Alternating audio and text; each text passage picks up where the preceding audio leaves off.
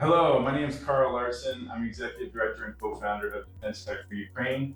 Today, I'm in Tallinn, Estonia with the Defense Tech for Ukraine team. We're here meeting with defense tech innovators who are building tools for the defense of Estonian troops and also for the defense of Ukraine. So today we're with Wayren Communications, and we're joined with Oliver, the CTO, and Magnus, the product manager. We're going to hear a little bit more about their communication tools and how they're used to help the Estonian military better protect freedom in the Baltics, and the Ukrainian military better defend against Russian aggression. Please share a little bit of information about your communications devices. So we started in 2016 developing Estonian C2 system. And when it went live, everything burned down. We found out that battlefield communication is not exactly the same in the field and in the lab. So we found out that the packet losses are really high on the battlefield. So soldiers go into the trenches, they go into the Faraday cages, into the vehicles, they turn the radios off for radio silence, there's enemy jamming and so on. So we measured that 70% of the data gets lost on the way. And the protocols we were using didn't survive even 35%. So we searched the internet, we didn't find anything useful, and we started developing our own protocol and a platform to communicate on the field. Understood. So communication is a soldier critical mission capability for militaries to be able to continue their mission readiness. A soldier needs to be able to shoot, move, and communicate. And these devices here allow for not just encryption of radio traffic, but also the transmission of data, which on the 2025 battlefield, critical for soldiers to be able to properly identify the enemy, avoid friendly fire, and otherwise communicate properly. Can you please tell us, Oliver, how your device functions and what are the advantages of your product versus a standard radio that allows data transmission? So the most important thing is our resynchronization protocol. That means when soldiers come back online, they will resynchronize. The second most important thing is hybrid networking. That means we can send data between Bluetooth, LoRa, Chimera, Harris and IP networks, and so on, and backwards as well. So all the different networks, we put it into one pot, and we are able to create complex hybrid networks. So I notice 4 different types of radios here. Why is it important for those radios to be able to talk to each other, and how does your device make that possible? So long wars, we will run out of different radios that your army has manufactured or purchased. So at one point, you need to go and buy something else. Normally, radios do not cooperate with each other. They don't. You can't send data from Chimera to Harris network. So for that, the platform is designed for just this use case. Now you can go to store, buy ICOM radio that is commercial off-the-shelf radio, and create your unit with those radios. And the unit next to you can use something else. So the use case that Oliver mentioned earlier is that most militaries, including the US military, have large stocks of high quality encrypted modern radios. However, as we all know, war is waste, and those radios are rapidly going to be put into use. They're also going to be damaged. They're also going to be destroyed. They're going to be lost. And with the mobilization of new units, they're not going to have enough radios for a large scale near peer adversary war, in which case the stocks of radios will have to be supplemented with radios from anywhere, including commercial off-the-shelf civilian radios. So it's essential for the new lesser quality commercial radios to be able to communicate with existing high quality mil-spec encrypted radios, and Wayren Communications tools allow that to happen. That's right, and securely. So we don't make all the radios compatible. We don't break the physics. What we do is we have gateways. For example, our unit is using Chimera radio, and the other using Harris radio. We have one person, normally, for example, platoon lead, who has both radios, and we can route data between them. Wonderful, wonderful. So, Oliver, you've mentioned that you tested many radios for their ability to transmit data in a battlefield environment. And unfortunately, you found that the large majority of them lose up to 70% capability. You mentioned that the normal TCP/IP internet threshold for data loss is only about 30%. And many radios is only slightly more. So what ability to function is capable with? How much data loss is your system able to absorb and still maintain functionality? With tests with the Estonian Defense Forces, we were able to synchronize all of the data with a little over 85% of packet loss. So enormously more than the typical expected data loss in battlefield conditions.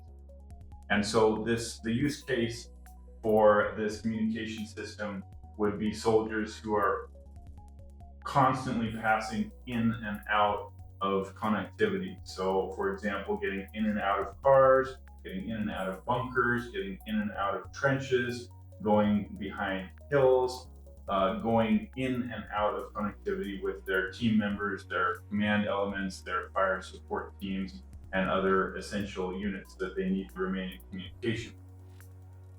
So,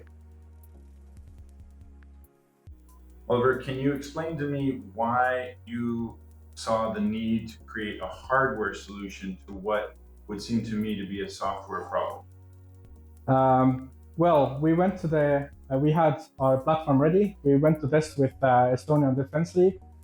We connected Harris radio to the phones with USB to Ethernet dongle, and the first exercise it broke. So there is lots of movement and on the battlefield, and you can't rely on wires all the time. So we listened to the feedback, and we created a hub, which is essentially makes all the radios and your peripherals wireless to your phone. So you can put your radio into your backpack, connect your Harris radio via Ethernet cable to the hub, or connect your analog radio and digitalize it via our modem. So now we can use Baofen's in digital mode, 1 kilobit per second encrypted, or use any other kind of radio. It also supports laser designators, external GPS, and so on. This extremely capable battlefield communication hub has the potential to revolutionize the way a standard infantry unit conducts their operations in their AO. We are very blessed in Defense Tech for Ukraine to work with defense innovators here in the Baltic states, as well as around the world, who are building their own country's defense capabilities, as well as supporting the defense of Ukraine. Can you say a few words about how Wayren is helping the Ukrainian military better defend their country against the Russian aggression? Currently, we have integrated Ukrainian-made Chimera radios as well, and made a plugin for ATAC, Android Team Awareness Kit. So with Ukrainian radios, we can already start using a C2 system with our platform, and this is already being tested in Ukraine. We hope it goes live soon. Yeah. To utilize your system more widespread amongst the Ukrainian military, you need the Ukrainian MOD, the Ministry of Defense, to request Western partners purchase your system. for use by the Ukrainian military. Is that correct? Do you want to say a bit more about how that system could work? Yes, currently we are testing with a couple of units, but for wider adoption, there needs to be a request. And in this way, Estonia can export it to Ukraine in large quantities. So, Defense Tech for Ukraine will be happy to assist with this and connect Wayren Communications with Ukrainian commanders who can request this technology from their Ministry of Defense. If anybody is watching this and would like to get involved, there's many ways to assist Wayren as well as other similar defense tech innovators to better support the defense of the Baltic states, Estonia in particular, as well as Europe as a whole, and especially Ukraine. Thank you, Oliver, for sharing this information about Communications Hub. I'm going to now ask Magnus a few questions about the technology and how it's used. Magnus, would you care to share a little bit about your technology solution and how it enables the Estonian military to better communicate? Yeah, sure. So when it comes to Wayren, we looked at our very specific problem set. The Estonian military started developing their own C2 system. And when we actually made the C2 system go to the field, then we realized that getting it to actually the end users is actually a rather difficult problem. So when we started Wayren, we started looking at that communication problem really in depth. So when it came to actually building it, we looked at what the soldier has. So a typical soldier at the field would have some type of end user device, usually a mobile phone or a tablet. And through this tablet, we realized, all right, we can deploy some type of software. So when we looked at the other problem is that, okay, they have a radio. A mobile device in a military sense wouldn't be able to communicate with each other with all the 4G, 5G, and Wi-Fi being gone. We realized, hey, they have radio. We can use the radio for communications. So a lot of radio providers are already doing this. We started looking at that opportunity, but we quickly realized that, okay, there are solutions for that, but having them to actually communicate with each other and actually having a sort of hybrid mesh network where every soldier has a reliable way of communicating is sort of a thing that needs a lot of legwork in between. So we started creating our own protocol. So we made our own protocol to get the soldiers and the forward observers actually in the similar network, in the same network where there would be a fire direct control center, where command would be, and give them an opportunity to talk to each other without actually relying back on voice. So for that, we built our own application, which uses the chat, has a chat functionality, which relays data functionality between the different units. So at the end of the day, the soldiers can connect and communicate. When we built that protocol, we also realized that, hey, there's also a hardware opportunity in this, because if you have a very robust protocol that actually allows for this type of mesh communication, you need something to actually connect it to. So we built our own end user platform for our soldiers that would allow the soldiers to actually add their end user devices, to add their radios, have the ability to link up to it both physically and via Bluetooth, to actually charge their devices as well, which was a big request from Ukraine and soldiers in general. So that's some sort of the platform that we came up with. Understood. So you started out as a software-oriented company trying to solve the problem of data transmission and data communication over radios, and you realized that there was an essential need for a hardware as well as software solution, and therefore you built this device. That's right. Yes. So what do you call your product? We call it the whole Soldier Hub. So the platform itself, we call it the Singularity Communication Platform, and that is the thing that is running on the phones. And the hub itself, we call it the Soldier Hub. It's the one-stop shop for all types of communication that the soldier would be required to do. Understood. So I am a former soldier in both the U.S. Army and the International Legion of Ukraine. I spent 6 months in Ukraine in 2022, the majority of that time in the International Legion, and I learned very quickly the importance of communication to be able to remain combat effective. And I learned how difficult that is in a real world frontline environment to stay connected to your unit and to your command, and especially to any fire control systems support teams in the area. You really want to stay in contact with any artillery groups that are supporting your unit, not just so that you can ensure that special presents get delivered to the enemy, but also to make sure that if any special presents are delivered in your vicinity, you have a heads up. And so I would have really benefited from one of these systems at that time. And so it's a very useful solution to an age-old problem, which is, as a soldier, you have to be able to do three things. You have to be able to shoot, move, and communicate to stay combat effective. And to be able to properly communicate that in 2025, that means more than just voice communication over a radio.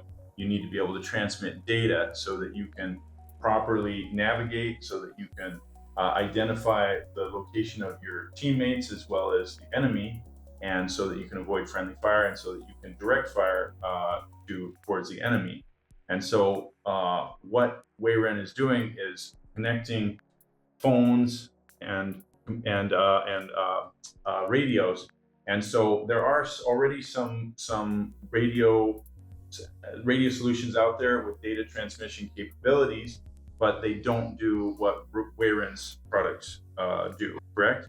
Can you say a little bit about why Wayren's products are superior to the already established products on the market? The reason why our products are superior to the current offerings on the market is mainly because of the actual packet loss that's on the battlefield. So when we did our testing with the Estonian Defense League, we actually measured how much of the packets are being lost. It came up to be sort of on the ballpark of 70%. So a lot of these packets are dropping. So when we look at typical mesh network solutions, these are usually very tolerant to being very stationary, or they want to have more bandwidth and less they have much less packet loss tolerance. So they are good for doing mesh network, and they can't really handle this type of packet loss. Or vice versa, there are protocols that might be very useful for high packet loss, but they don't have the capabilities that our platform has, which also relies on a hybrid communication network. So let's say a soldier on the line or a unit on the line would lose communications through one of their radios. They would still have communications either to Bluetooth, they could be uplinked to Starlink or other types of radios. So this is an Chimera radio. You could also have an ICOM radio. So they would have multiple types of hybrid connectivity. And and in that case, one fails, you pick up something else, the data gets sent through that. We can also rely on other units to transfer that data and have that data shared connectivity. So it's a mesh system with multiple redundancies that is scalable, infinitely scalable, it sounds like, and also accepting of different transmission radio technologies. And I noticed you mentioned the ICOM radio, which is a very high quality radio. You also mentioned Chimera, which is the Ukrainian radio solution, I believe, that's just recently entered the market. That's right. Yes, and are you working with Chimera in any way? Yes, we are partnering with Chimera in Ukraine. We're really looking forward to having more success stories with them. We have already seen some initial success with working with them.